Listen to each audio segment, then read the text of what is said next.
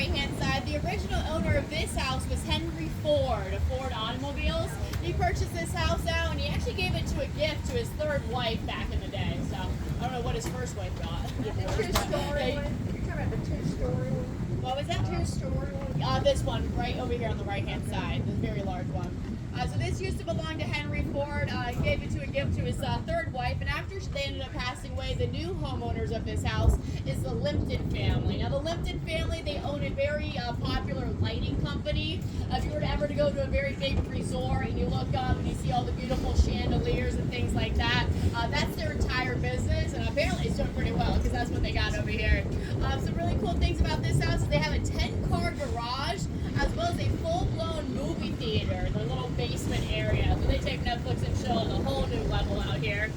But now I know that we don't have a lot of folks here from Palm Beach. A lot of folks don't look like they're here from Florida, but by chance, we have anybody over here from Minnesota? Minnesota? Yeah.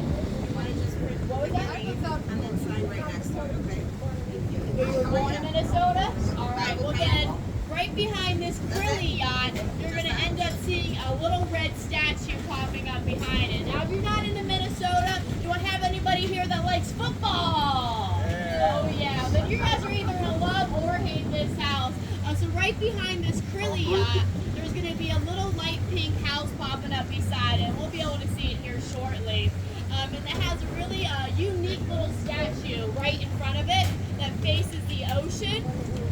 Woo-hoo. Y'all see it? Now that is the owner of the Minnesota Vikings football team. He owns this house right over here.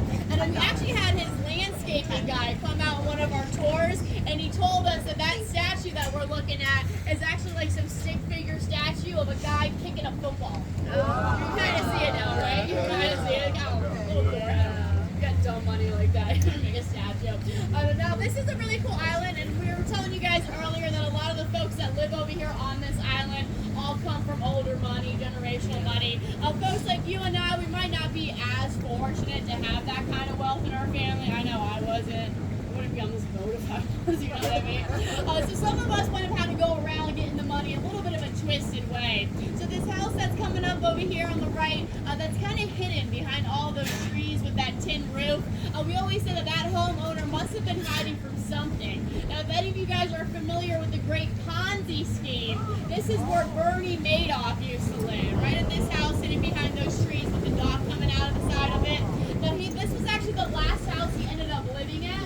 When he was living here, this is when his sons came up to him with the microphones on, all mic'd up, and he kind of confessed of how they got their wealth, and then he went to jail. I think he's dead, but the two things, after he went to jail, all kind of came in to get that house and get back their money. And now this house is currently on the market. So if you guys are interested to see where Bernie Madoff used to live, a quick Zillow search will be right over here, and you can go check it out. I did see the last time it was posted, it was in the $56 million range for a house. So Bernie messed up telling his sons what had happened, eh? Now, this little trail where you guys see these folks, biking or walking, now that is called the Lake Trail. It is a very popular trail over here in South Florida to kind of go jogging on, biking on, things like that. If you guys are interested, it's open to the public. The only downfall of this trail is it is a one-way. So if you're going to start it off all the way from the bridge and go all the way down, do keep in mind that you are going to have to get back on and come all the way on back. So that kind of steers a lot of folks away from it. This trail does get some really cool events, though. They do a lot of marathons, half marathons all the way around Palm Beach Island over here. But you do kind of get some of the best views from the boat, believe it or not. And that's just because this island over here, they do have a rule. The HOA doesn't allow any of these homeowners to have a fence that goes higher than 6 feet tall. So how all these homeowners get around that is they build their hedges all the way up, as tall as they want. We're going to go by a couple houses that really went all out. So even if you go over there and try to get a good view, you can even see that these little girls' heads don't even pop over the side. So they are just over here kind of like looking at the water and fishing. But it is a cool public trail. I recommend it if you guys got nothing else to do. It is a really cool spot to also watch the sunset. You can go on this trail and then look on over and see the sun setting on the west hand side.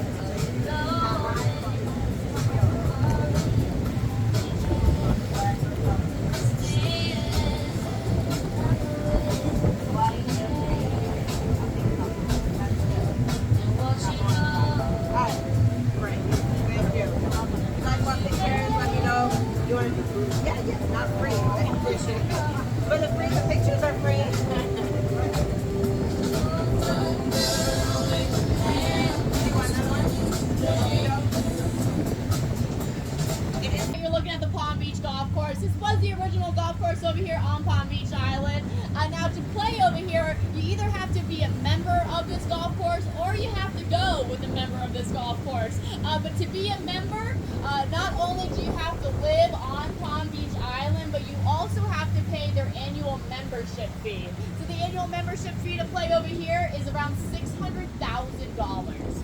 But it is an 18-hole field, so I guess it doesn't add up. I don't play tennis golf. And I'm going to keep on cruising on, and when we reach our